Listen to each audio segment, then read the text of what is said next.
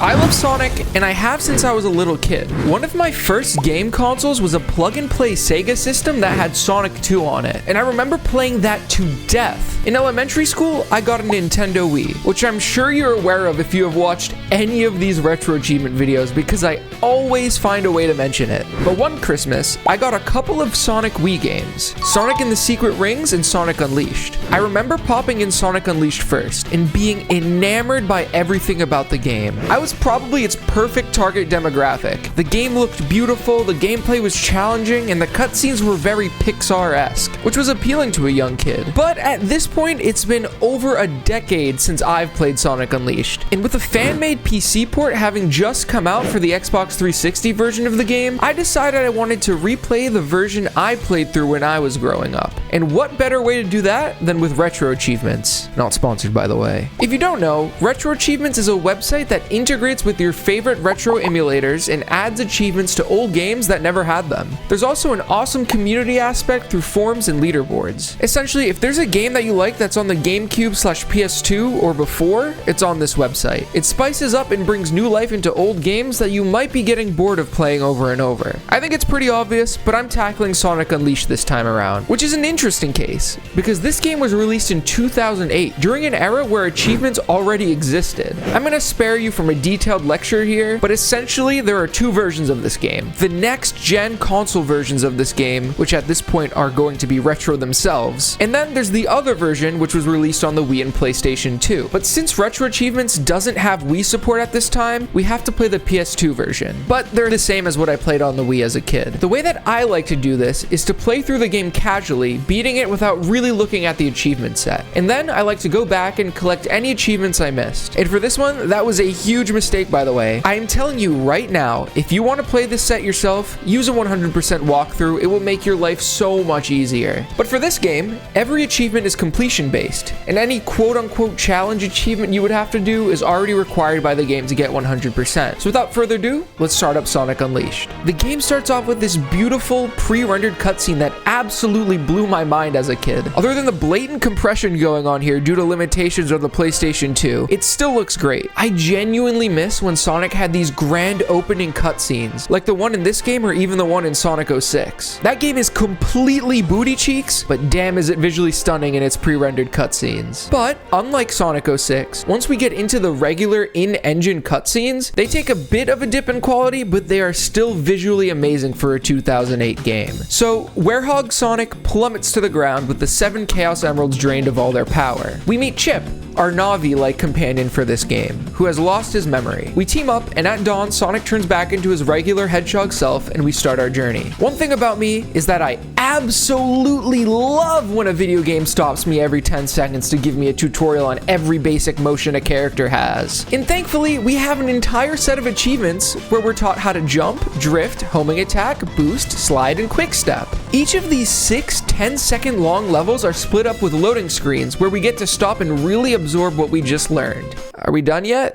Okay, there we go. But after those 6 stages, we are met with an actual fullish sized level, Windmill Isle Act 1. And I must say, Dimps, the creators of this version, did an amazing job at remaking this game for last-gen consoles. Usually at the time, older consoles would get versions of games that were completely different from their intended version, like SpongeBob. Genuinely look at this. This is not the same. Really, Sonic Unleashed for Wii and PS2 is a completely different game. It is by no means one-to-one with the Xbox 360 and PS3 version, but it is absolutely comparable and has most of the same core features. Windmill Isle Act 1 is super short. This should have been the tutorial level. It has most of the core mechanics. Maybe you could have thrown in a hint box here or there to tell you how to do the move that comes up next, but having entire tutorial levels that are separated by the long loading screens rather than just having this level was a huge blunder in my opinion. I got a B rank on this level, which awarded me with a Moon Medal, which I guess is something I should explain. Sonic Unleashed is split up into daytime boost levels and nighttime hack and slash levels as the Werehog. Depending on your final score at the end of each stage, you will be awarded with medals that correspond. Daytime levels either give you 3, 2, or 1 Moon Medal, and the night levels either give you 3, 2, or 1 Sun Medals. For this achievement set, you're awarded with achievements when you hit certain milestones in collecting those medals. After Windmill Isle Act 1, we have another cutscene in which Sonic gets some ice cream, and he names Chip. Once again, I want to emphasize emphasize that these cutscenes were right up my alley as a 7-year-old when I played this game. They were so charming and had me engaged with the story, which is something I think games after Unleashed lack. We talk to the residents of Apotos and eventually get access to the game's first Gaia Gate. This gives us access to each of the continent's levels. The second full stage of the game, Windmill Isle Act 2, has far more going on than Act 1 did. In my opinion, this is the first non-tutorial level of the game and follows the day stage formula we're going to see throughout the rest of this game. It's fast-paced, it has multiple paths that reward you with shortcuts and items for the game's gallery. It's a blast to play and has a genuinely interesting theme. It's really easy to see why the general sentiment among Sonic fans is that this game has one of the best, if not the best, stages in Boost Formula era Sonic. It's got tight movement and platforming. This stage builds up to a mini boss battle of sorts, where you need to dodge this mech until you reach the end of the stage. If you want, you can boost into him to damage him as he goes in front of you, but if you don't do that at all, you'll still beat the level. And I finished this stage with an A rank, which got me the first of 55 achievements in the set, New Moon.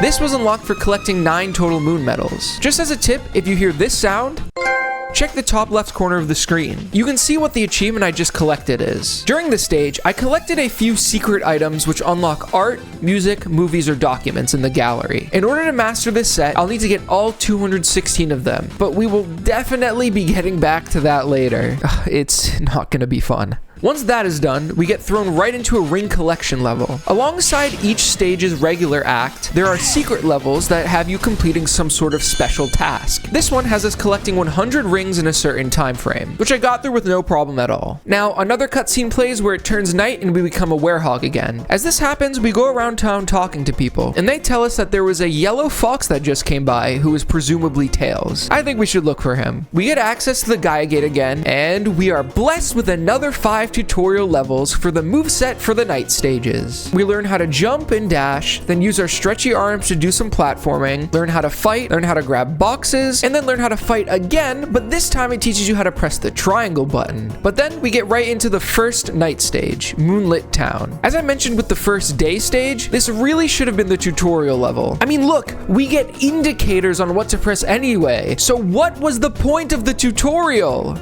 There are some fights, and then there's a key collection section where we need to grab 3 of these keys that I can only describe as evil looking. I really like to explore as much as I can during the werehog levels. Since they're slower, you can more easily try and take the time to collect as many secret items as you can, which will make the 100% achievements way easier. I got an S rank in this stage, which gave me 3 sun medals. The werehog in this version of Sonic Unleashed is interesting because there's a bit of a leveling mechanic. As you go through stages, you'll collect these orbs by finding item boxes with them, as well as defeating enemies. As you collect more, they go towards this wheel, and you get new moves. After this stage, I got the achievement for getting 1000 Gaia Force, which unlocks the move, the Wereclaw. After that, I got thrown immediately into another stage, which is pretty much the same as the first one. Hack and slash your way through enemies. I almost turned the game off and quit because I couldn't hit these bees. Chip then decides to tell me something that was an entire tutorial level. Once again, why was there a tutorial level for it if he's just gonna teach me in the level? But really, this level is much of the same. This time I got an A rank because I was too slow to beat the goal time. Act 3 is once again the same idea as the last 2 acts. The nighttime stages get pretty repetitive. The only thing differentiating them is the slight changes in the setting. This time we spent much of the level in a field that is more sandbox-like compared to the linear structure of the last 2 levels. We have to collect 3 keys in the field, fight a few more monsters, and that's it. I got another A rank which unlocked the achievement for getting 11 sun medals, and I also got the achievement for unlocking the Werewallop. Oh hey look, it's Tails! He's been bombarded by a ton of huge enemies. I'm sure we're gonna have to fight and save him, right? Oh yeah, I guess we don't get to play that part. Tails then lets us know we should head over to Spagonia to visit Professor Pickle. He might know a bit more about what's going on. We get flown over to Spagonia in the tornado, find out that the professor has gone missing, and then go on a search for him. I guess for some reason Tails has an inkling that Eggman has kidnapped Professor Pickle and is keeping him in, let's see here,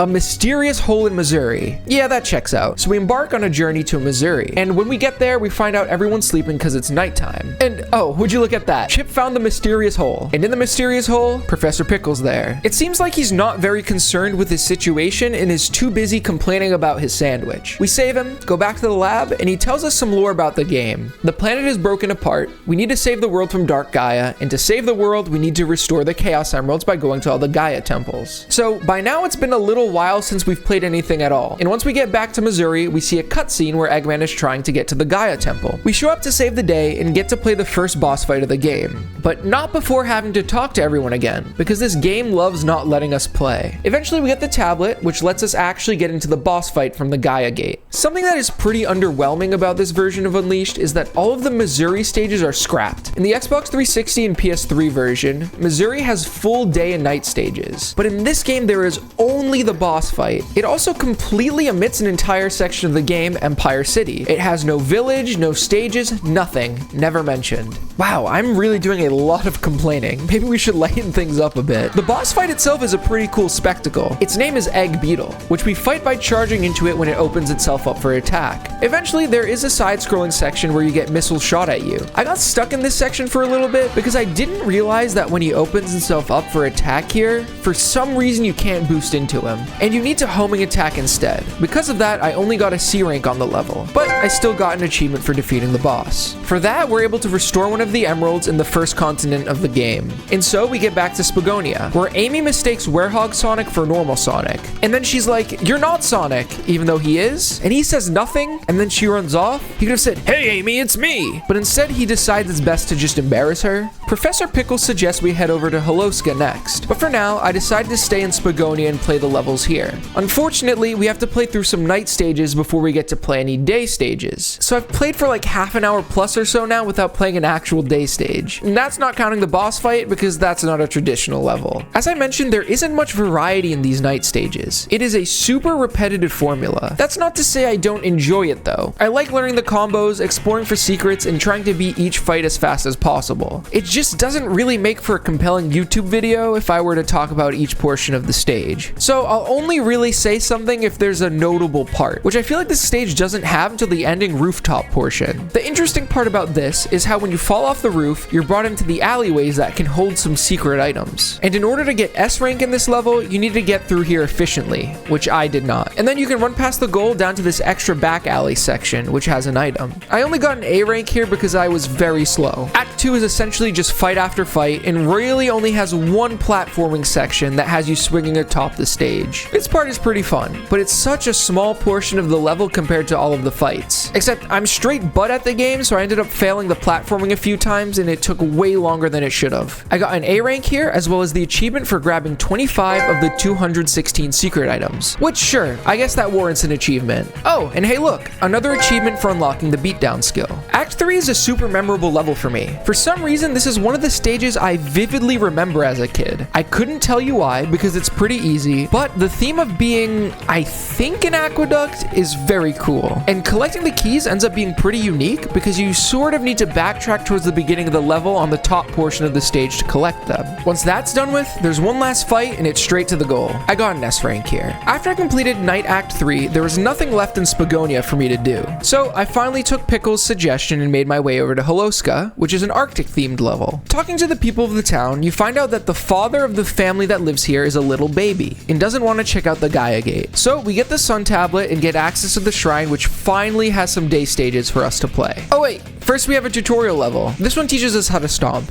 Enough said, let's get through this loading screen and play the real level. And oh boy, is this stage actually fun to play. We start off with this high-speed sledding section down a giant mountain with boost panels and huge falling icicles. Then through this cave and a bit of a side-scroller section on the sled. Eventually though, we hop off the sled through these rings and have another bit of a side-scroller to get through. But once we do, we run through this super cool cave, drifting around, going over a seesaw ice section, and having to race through closing in walls. And then once again, like Windmill Isle, we have some diverging paths that reward you for good gameplay. This is where 3D Sonic shines the greatest, and it really feels like an improvement of the classic games brought into 3D. I talked a lot about this in my Sonic the Hedgehog retrospective video, but classic Sonic has a few main things that really make it great. Set pieces, alternate pathways, and replayability. And the daytime stages in Sonic Unleashed take those principles and really runs with them. Let's take set pieces for example. Starting off with the sled, this is a unique, fast-paced, and fun section section of the game. Then boom, a seamless transition into regular side-scroller platforming focused gameplay. And then once again, a seamless transition into another set piece like the closing in walls. The boost formula keeps you on your toes, rewards you with alternate pathways, and keeps you wanting to play to get through these stages faster. This is what I think that post-generation Sonic is missing. I'm looking at you, Frontiers. Not that it's a bad game though, I just prefer this style of Sonic. Sorry for nerding out on you there, but really, genuinely, this game shines during the daytime stages. I think that's why this game has stuck with me so much. Oh, hey, I only got a B rank. Guess we'll need to come back later. And then the game strips all of that fun from us. Instead of a full Act 2, we have a challenge stage where we replay what we just did, but with the condition that we need to collect 150 rings. I don't mind these challenge stages, but really I would have preferred a whole Act 2 with level design on par with the first. After the coin collection, we play the same level again, but now there are ice crystals we need to dodge throughout the stage. And then after that, it's back to Spagonia, where we have this little quick time event to save Amy and the rest of the Spagonians from getting mauled. Back in Pickle's lab, he says he found another temple in Chun-nan. It's nighttime when we get there, and through talking with the residents, we get access to the shrine and have to tackle some night stages. I really do like the theme of Dragon Road. It's in the sort of traditional Asian architecture style that you typically see around the continent. There are a few enemy fights, cracked walls that we can break, a bit of platforming across a lake, all ending inside of this building with a swinging section. I got an A here. I also managed to upgrade my Unleashed and health level. It was right into Act 2 after that. Another full-length werehog stage. This time though, you have to scale this huge waterfall, which is a super cool section. It really feels like a task to get all the way to the top. It's kind of like an infant-friendly Faudian game, to be honest. One last fighting section, and I got an S rank here, which got me the achievement for getting 23 sun medals. Something that I haven't mentioned in this game yet is the life system, which I honestly was not aware of at this point, so I was at a super disadvantage while doing my playthrough. So, in this game, you really can't gain extra lives, at least not in the traditional collect 100 rings way. But as you collect sun and moon medals, you get access to doors in the Gaia gates. Some of these have items that permanently increase your life counter. So in Sonic Unleashed, when you start a stage, you always have 2 lives. That is until you find one of these items that now let you have 3 or 4 or 5. I didn't know this, and I neglected to check out the Gaia gates because I was saving them until the end. So I played through the entire story of this game with 2 lives. And the reason I'm bringing this up is that this is the first stage I game overed in, and I had to restart the stage 7 minutes in, towards the very end. But anyway, we traverse the Great Wall of China, and then later in the level need to fight this giant, strong dude on these tiny platforms, which I really did not like having to do. But I got through it after a hard-fought battle and beat the level with an S rank. After 3 werehog levels in a row, it's finally time to play as regular... Oh. Never mind. Next up, I need to fight the Phoenix boss, which is pretty fun. You throw these water barrels, which allow you to go in for attack. It only has one phase. You just need to throw more water at it after each time you attack. It also has these quick time events, which I suck at because... Okay, don't tell the authorities, but I'm playing this on an emulator on a Nintendo Switch controller, so I don't know what button is which. But I got an S rank, which got me the achievement for defeating the boss. Before I move on to the latter half of the story playthrough of this game, I would like to take a second to take a breather because things are moving fast. I'm going to take this time to say, these videos take a lot of time to make, from gameplay and scripting and voiceover to editing and thumbnailing. You get the idea. But I really do put a ton of effort to get these videos out. So if you made it this far, please consider subscribing, liking, leaving a comment, and maybe sharing with a friend. I don't know, man, I just work here. But thanks for supporting the channel anyway. So after the boss, we're able to restore another continent, and then it seems that the Phoenix is nice again. And then we learn that Dark Gaia is getting stronger. Back in Spagonia, Pickle tells us where we should go next, and we finally get access to the daytime Spagonia stage, Rooftop Run. Let's see, how long has it been since we last played as a regular Sonic? Oh, another hour! We really don't get enough daytime stages. But oh boy does it feel good when we get to play one. Rooftop Run is an absolute classic. I mean, it's not my personal favorite, but it is the one they decided to remake in Generations, and for a good reason. The song in the stage is great, the level theme is great, the level design is great, it's all great. From going through town square to dashing through alleyways and on top of shops in the streets, it's all so fun to go through. And I haven't even mentioned the bell and clock tower set piece, or the race across the aqueduct. The stage is so fun, but the issue is that it's so short. After completing this level, I got a B rank. I did get the achievement for getting 15 moon medals. As the formula goes, next we have a ring collection challenge, which is a complete breeze, and we're already done with Spagonia for now. I can't believe I played Werehog stages for an hour to get to play daytime stages for, let's see, 4 minutes. It took me 4 minutes. Well, back to Chun-nan, where thankfully we do get to play some more daytime Sonic. Dragon Road is another super great daytime stage, and this one has a great deal of challenge. Pretty much right off the start, you're given 3 path choices: the left, the middle, and the right. By going through this action chain, I chose the middle this time around, which brought me through this building that had me smack into a bunch of ledges. I mean, this stage is pure speed bliss. My favorite section is this water running part towards the end.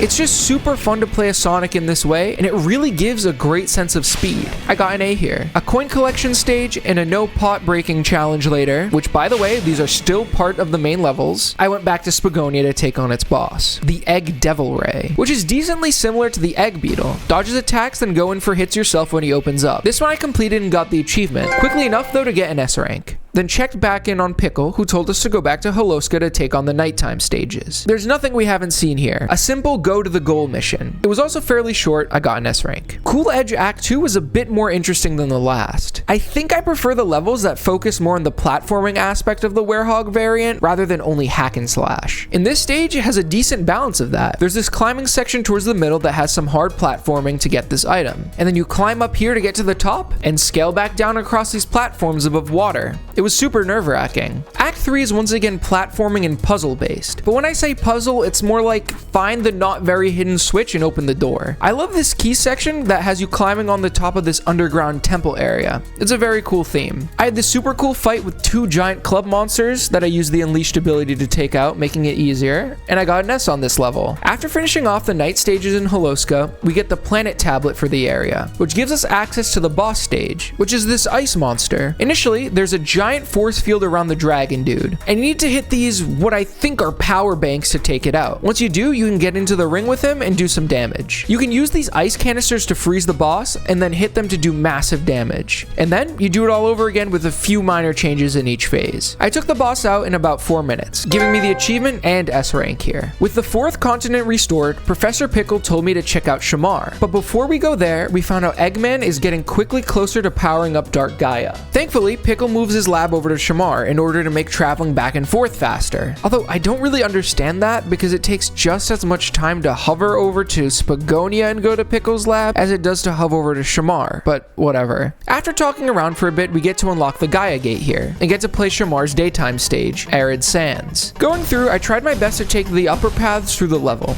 going through this orange ring and running up these sand walls. The side-scrolling section is pretty hard to keep on the upper path with if you don't know what's going on. I really struggled to keep up top here and ended up on the ground, which is fine. It just gives me more reason to look forward to coming back later. I think the big set piece in this stage is the ending portion, running along this wall, around these bends, and getting to the exit. Not my favorite daytime stage, but it's still a blast. Oh hey, another tutorial level. Thanks, Chip. Then it's back to ring collecting, which was a piece of cake. And then I had a don't hit the pots level, and then a second ring collection stage for some reason. We then have the pleasure of taking on Shamar's nighttime stages. Nothing new. There is this cool item box though that I feel is really well hidden. It's a lot of fighting here, but the level theme is quite fun to play through, so it was enjoyable. S rank. Oh, and hey, achievement for getting 56 secret items, and the achievement for getting Earthshaker. To be honest, we're making a good little dent in the achievement progress here, but we still have some night stages to play. I would like to reiterate though that I don't dislike the Werehog stages on their own. It's really fun to explore around, learn combos, and do the more unique platforming that the game has to offer. But that being said, the daytime to nighttime stage ratio is just not good. It feels like the game is 75%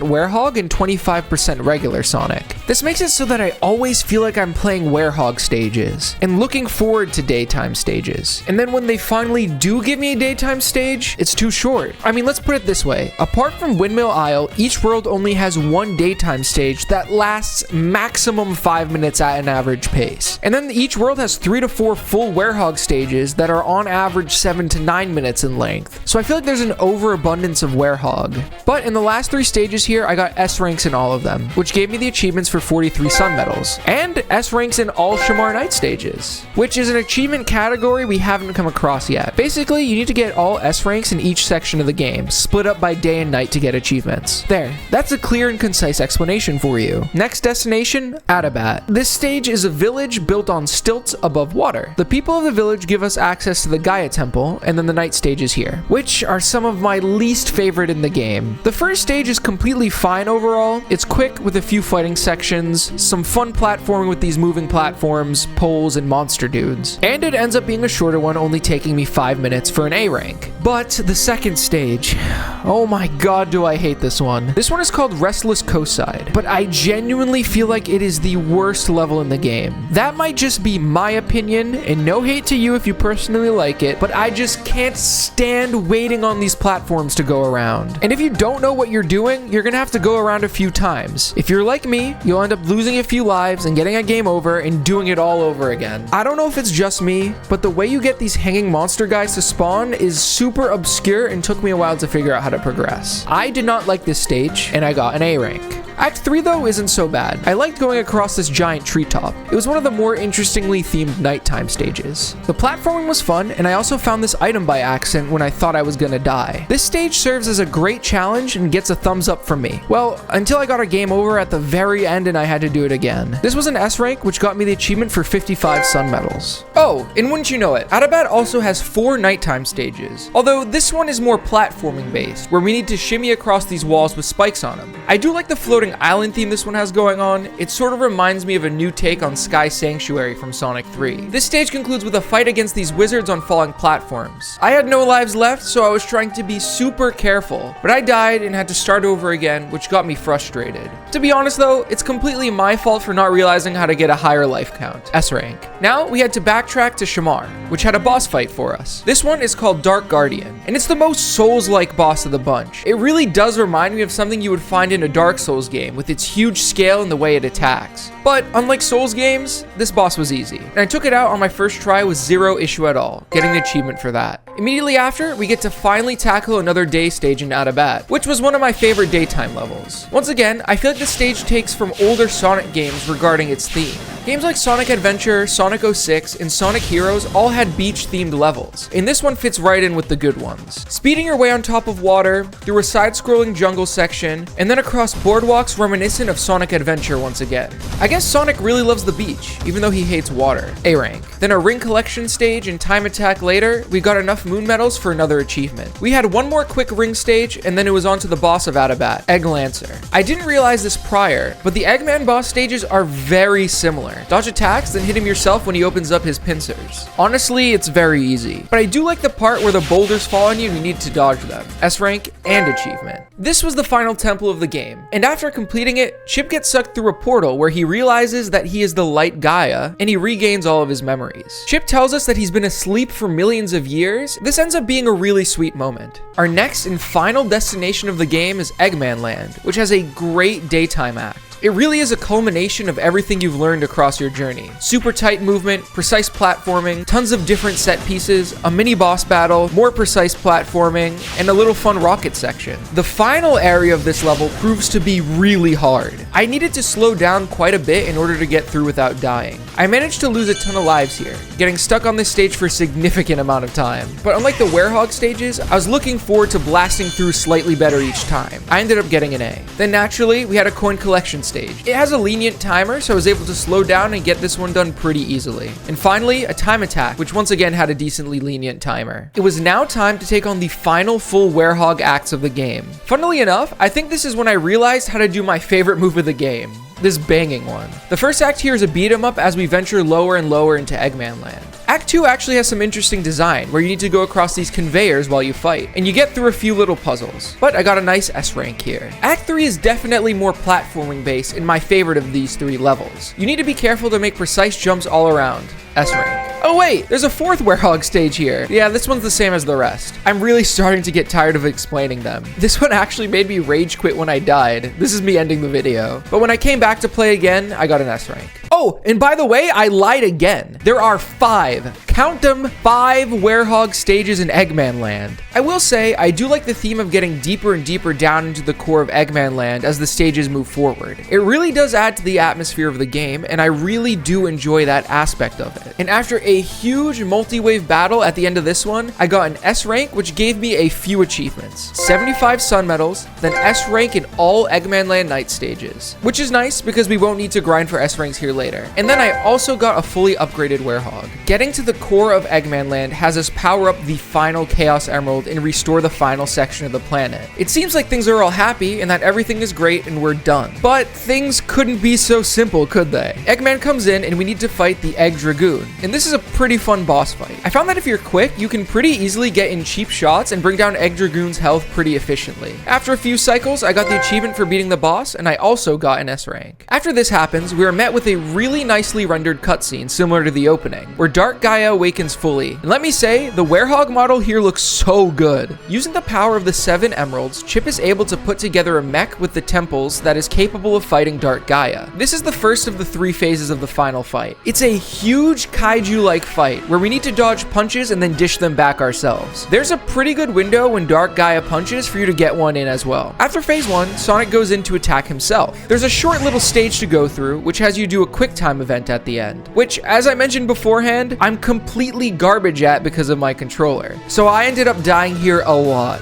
But that being said, this section feels pretty epic, running along the stage, and then using a homing attack on Dark Gaia's eye is pretty cool. Once you do that 3 times, the final section of the battle begins. Dark Gaia gets even stronger, and pretty honestly, he gets really scary looking. This design and cutscene is super cool. Once we think we're kind of doomed, Sonic is able to collect the 7 emeralds for himself and turn into Super Sonic for the final face-off. Here, you need to collect rings in order to fill up your attack gauge and keep your ring count up. Because when the ring count goes to 0, you lose your supersonic powers and lose a life. This fight is hard. Keeping track of where Dark Gaia is swiping his attacks, as well as figuring out how to actually attack him, is pretty tough. Especially when you're like me and still only have 2 total lives. I game overed so much and had to redo the first 2 sections over and over and over again. But eventually, I got the hang of dodging and attacking Dark Gaia myself and got the final hit on his giant center eyeball. With that, I got the Endless Possibilities achievement and saved the world. The ending cutscene here is bittersweet. Chip sends Sonic flying back to the overworld as he and Dark Gaia get sealed away. Funnily enough, the final cutscene calls back to the first one where he falls back to Earth at Windmill Isle, and Chip leaves Sonic a bracelet. As the main theme of the game plays, the credits roll. The world may be saved, but as an achievement hunter, I have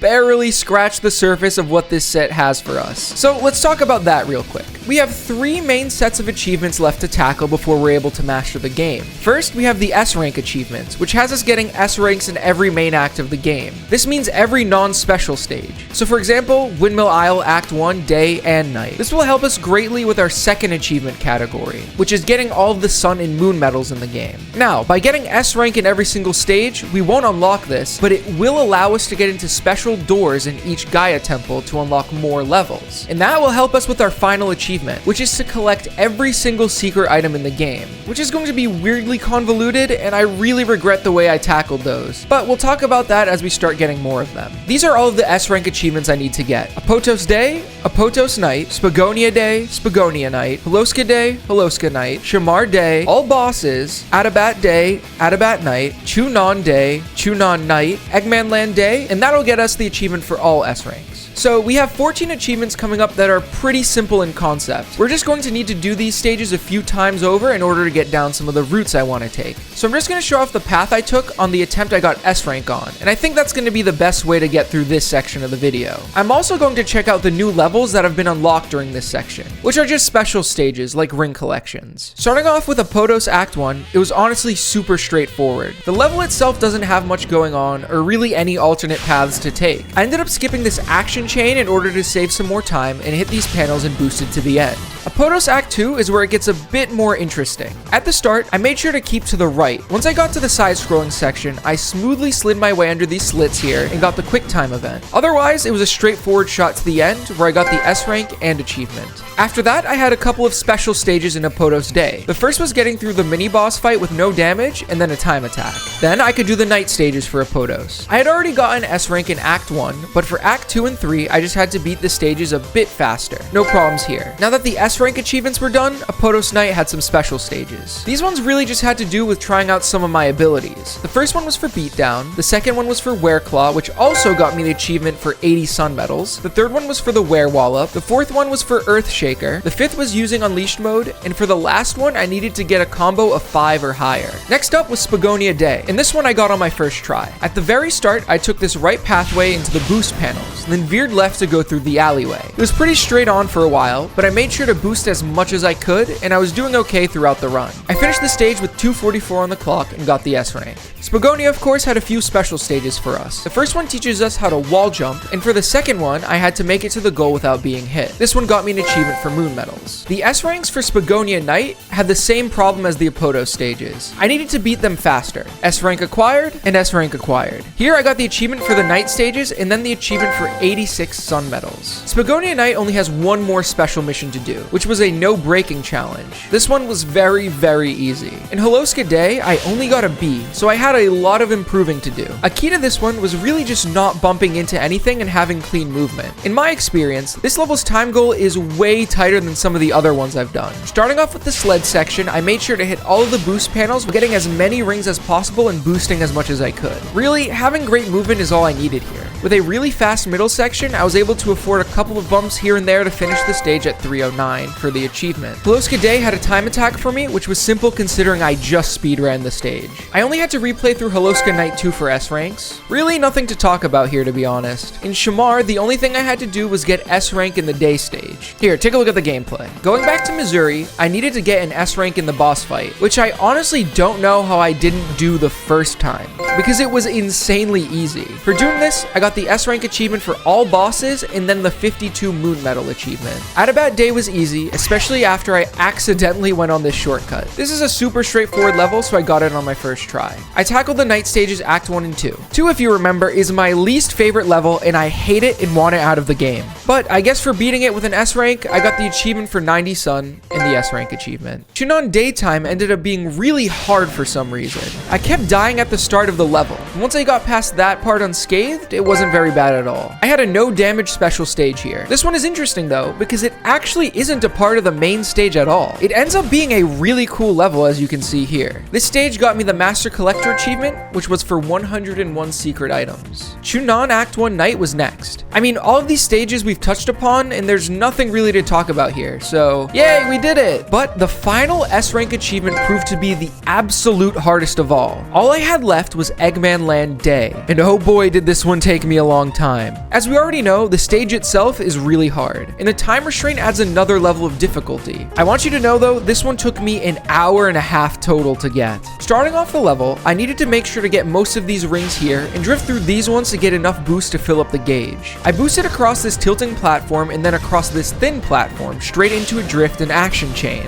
Over at the Ferris wheel, I took the upper path in Rainbow Ring. The roller coaster segment is really straightforward. I just needed to make sure to hit all the boost panels. The mini boss here has nothing really to note other than I boosted as much as I could. And then the last section here is where I needed to get careful. I lost countless runs here, so I slowed it down to make sure that I could make it through without dying. I actually did end up losing a life here when I homing attacked at the wrong time, but I had made up enough time earlier in the level to finish with 4:23 on the clock. I got the Eggmanland S achievement as well as the full game S rank achievement. After that, I did the Eggmanland no hit stage without a problem at all. Now, you might notice that we still don't have all of the day and moon medals, and that's because some of the extra levels are only accessible after we revisit the Gaia gates and go through the unlockable side rooms. Essentially, the rest of this game is a loop of going through these areas, which let you collect a ton of items and levels, going to do those levels, and then going back into the new side rooms that have been unlocked. Going to the Apotos Gate, we're introduced to these new puzzle sections, which I thoroughly enjoy. They have you switch between Werehog Sonic and regular Sonic to get items. Like in this first one, you need to use Sonic to run across this conveyor that is too fast for the Werehog. Thankfully for these stages, there is a little graphic that shows up when you get all of the items in one of the sections, which makes it way easier to 100% these rooms. Most of the Apotos rooms are similar, but you really do get a taste of what the puzzles in the main levels could have been like.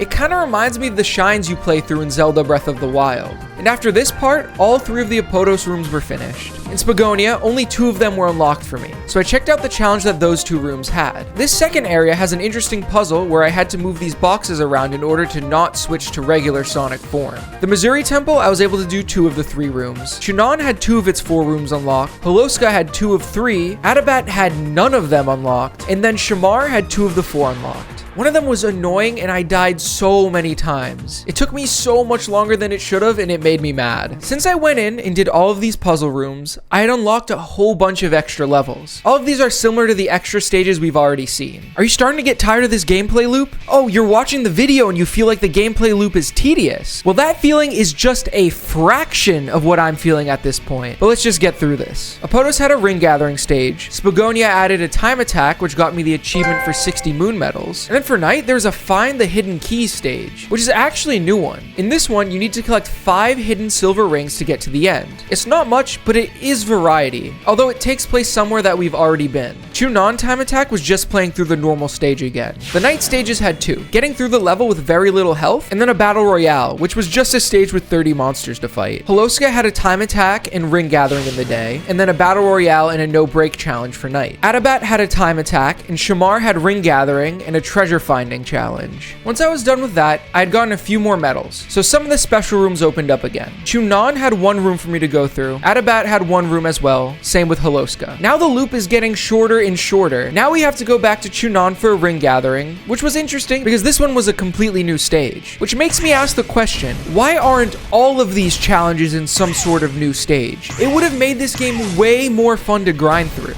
My main issue is that I'm playing the same levels over and over, but Adabat had a no break challenge and then a ring gathering, then a battle royale at night and a no hit challenge there too. That last one got me the achievement for getting 99 sun medals. Shamar had a no break challenge and then back to the Gaia gates. Oh wait, somehow none of the gates are open now. I got stuck for a while trying to find any sort of progression in the medals department, but there was nothing. Then after a little bit of research, I figured it was time to start trying to get any items I had missing, and then I would come back for everything else later. After writing down everything I'd missed, I had to get items 6, 9, 11, 12, 22, 29, 30, 37, 41, 47, 48, 58, 61, 76. I noticed Chun-nan unlocked a new level finally, which was a full time attack of that Chun-nan Day Act 2 stage, which was an absolute blast to go through. That got me an achievement for 69 moon medals. Then that actually unlocked way more Gaia Gate rooms for me to go through. Spagonia had 1, Chun-nan had 1, and so did Holoska. Adabat had 3, Shamar had 1, and then boom, more special stages for me to play. Shamar had a daytime attack, and then Eggmanland had 3 nighttime special stages for me to do. A treasure hunt,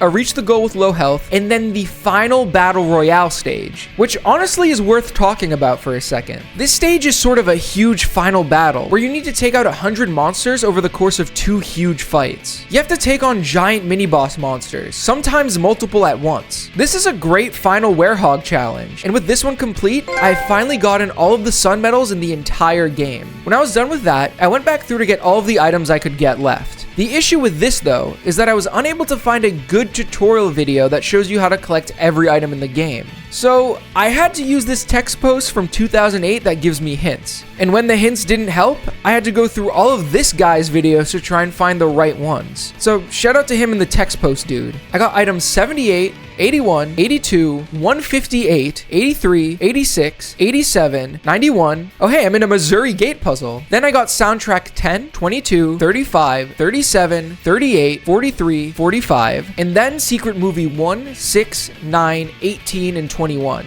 Looking at the secret documents, I got 11, 21, 28, and 29. The last one I got was soundtrack 42, which gave me the achievement for getting 215 out of the 216 secret items. The reason that there's an achievement for this, by the way, is that once you get 215 items, a secret final stage opens up for you to play that lets you get the final moon medal and the final item. And I want you to guess what it is. Seriously, take a second to think. Maybe it's a super hard final challenge, or maybe a stage that really brings the entire story together for a nice close. Like maybe how the Super Mario Galaxy games do it with the perfect run, or the purple coin collecting level. Oh, wait.